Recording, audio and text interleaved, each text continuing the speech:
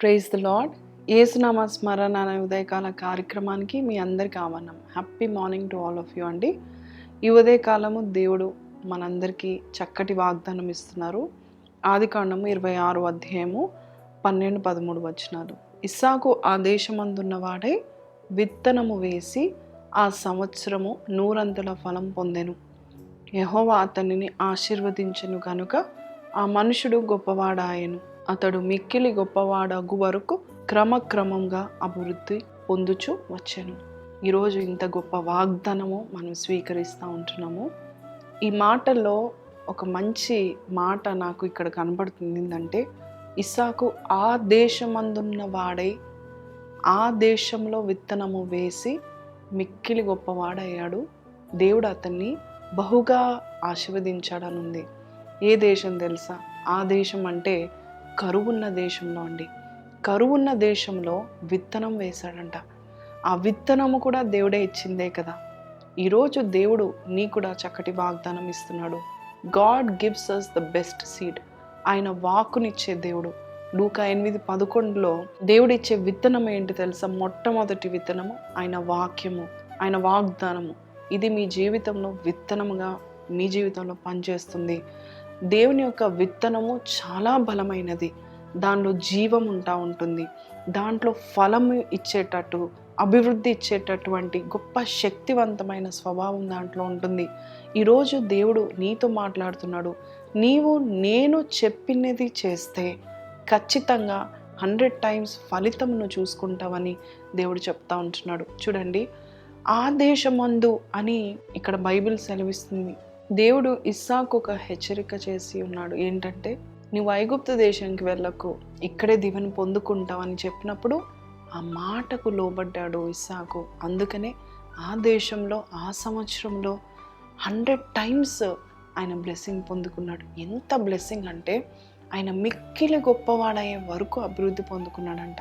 అంతేకాదు, దేవుడిచ్చే దీవెన ఎలా ఉంటుందంటే క్రమంగా అభివృద్ధిని ఇస్తూ ఉంటాడు. ఈరోజు దేవుడిచ్చే వాక్యాన్ని నీవు ఇలాగే ఎత్తి పట్టుకొని, దేవుడు ఏది చేయమంటే అది చేయి. దేవుడు ఎక్కడ ఉండమంటే అక్కడ ఉండండి. దేవుడు ఎక్కడికి వెళ్ళమంటే అక్కడికి వెళ్ళండి. దేవుడు ఏమి చదువుకోమంటే అది చదువుకోనండి. ఖచ్చితంగా దేవుడు చెప్పే మాట పవర్ఫుల్ సీడ్గా నీ జీవితంలో పనిచేస్తూ ఉంటుంది. అంతేకాదు, గొప్ప అభివృద్ధి నువ్వు పొందుకుంటావు. మిక్కిలి గొప్పవారయ్యే వరకు దేవుడు మిమ్మల్ని దీవించాలని ఆశపడుతున్నాను. అంతేకాదండి, సాతాను కూడా వచ్చి కలుపు మొక్కల విత్తనాన్ని నాటుతూ ఉంటాడు. మీ పంటను పాడు చేయాలని చూస్తూ ఉంటాడు. కాబట్టి దేవుని మాట మీరు వినండి. మీకు మంచి పంట వస్తుంది. అంతేకాదు, ఎక్కువగా మీరు విస్తరిస్తారు. ఇస్సాకుకి కష్టంలో, కరువు కాలంలో ఎంత దీవెన. God is also up to something in your life. ఈ వాగ్దానం ఎత్తి పట్టుకోనండి. ప్రభా, నువ్వు ఏది చెప్తే నేను అది చేస్తాను. నువ్వు ఆగమంటే ఆగిపోతాను, వెళ్ళమంటే వెళ్తాను. నీవు నా జీవితంలో ఒక విత్తనం వేయండి అని ప్రార్థన చేయండి. నాతో కలిసి ఏకీభవించి ప్రార్థన చేయండి. పరిశుద్ధుడా, మహోన్నతుడగు తండ్రి, ఈరోజు నాయన మాకు ఇచ్చిన గొప్ప వాగ్దానం బట్టి నీకు వందనాలు.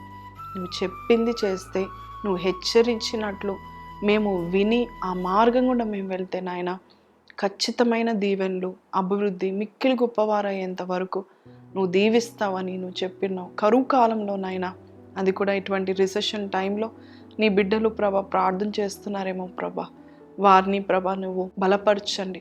అభివృద్ధి చెందేంత వరకు వారిని వదిలిపెట్టకండి నాయన. ఇస్సాకు దీవెన మా అందరికీ నీ దయచేయమని నజరేయుడైన యేసు పరిశుద్ధ నామములో అడిగి వేడుకొంచున్నాం తండ్రి. ఆమేన్. సో ప్రైజ్ ది లార్డ్ అండి. God is up to something in your life. ఖచ్చితంగా అందుకే ఈ వాగ్దానము మీరు వింటున్నారు. మరి ఇస్సాకు జీవితంలో కష్టకాలంలో, కరువు కాలంలో, అలాగే మనకి రిసెషన్ కాలంలో మనము ఎప్పుడు ఊహించలేని గొప్ప లాభాన్ని మనం పొందుకోవాలి. గొప్పవారిగా మనం అవ్వాలంటే just listen to God's word. ఆయన వాకు విత్తనము లాంటిది. నీ జీవితంలో అది బహుబలంగా పనిచేస్తుంది. సో ఈ వాగ్దానంని ఎత్తి పట్టుకుని దినమంతా ధ్యానించండి. రేపు దేవుని సన్నిధిలో గడుపుదాము. ఒకవేళ మీకు చర్చ్ లేకపోతే గచ్చిబౌలి ప్రాంతంలో మీకు దగ్గరగా ఉన్నట్లయితే దయచేసి రండి. ఆయన ఆలయంలో మనం గడుపుదాము. శక్తివంతమైన ఆరాధన, అలాగే లైఫ్ చేంజింగ్ మెసేజెస్ మీరు వినబోతున్నారు. ఆరాధన అయిపోయిన తర్వాత మీరు నన్ను నేరుగా కలవచ్చు. I can pray for you. See you tomorrow. Until then take care. God bless you.